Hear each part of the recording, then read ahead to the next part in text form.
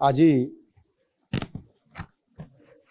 जो आसंता 2024-25 आर्थिक वर्ष जो पूर्णांग बजेट आसीबो सेथिपाई गोटे प्री बजेट रो प्रस्तुति पाई आज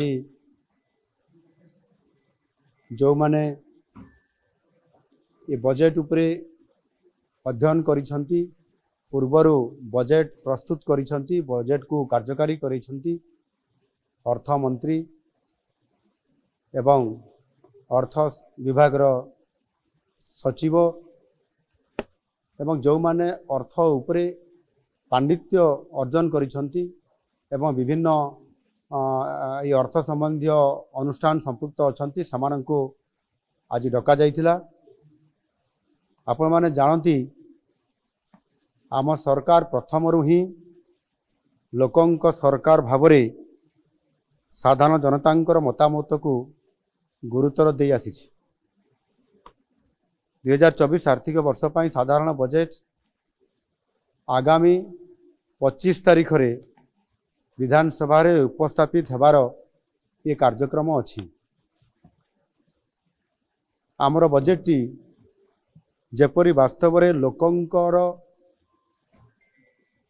बजेट हेकरी लोकंक पाखरे उपस्थापना हो पारिबो समस्तंकर आशा आकांक्षा को प्रतिफलित करि पारिबो सेथिपाई ए उद्यम जारी रहिछि। आउ एथिपाई मध्य ऑनलाइन जरिया रे व्हाट्सएप माध्यम रे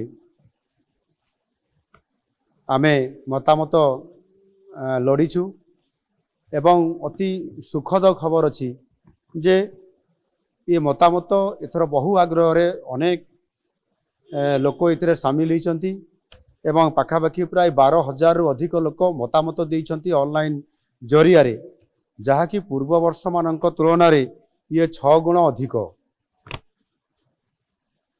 लोकंक एपरी व्यापक अंशग्रहण आम पाई बहुत बड़े गोटे उत्साहजनक।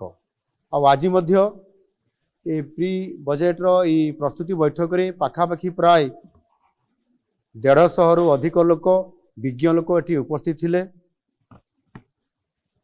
सेमानक भितर अनेक जहाँ मु कहली अर्थ संबंधी विभिन्न विभाग विशेषज्ञ अर्थनीतिज्ञ पूर्वतन अर्थमंत्री अर्थ सचिव एवं समाजर विभिन्न वर्गर लोक माने अर्थ संबंधी जो माने अनेक ओडिशार भविष्यत कथा चिंता करती से समस्ते विभिन्न मतामत देइछंती।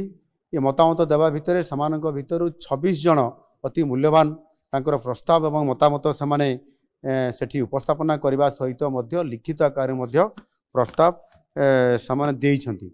सेमानकर समस्त मतामत एवं प्रस्ताव को आम विभाग तरफ लिपिबद्ध करा जाइछि एवं ताहाकु विचार करी आगामी दिन रे जो आमर बजेट आसबार अछि तांकर मतामत को निश्चित भावरे आमे यथासंभव एथिरे प्रतिफलित करिया पई आमे चेष्टा करिवु।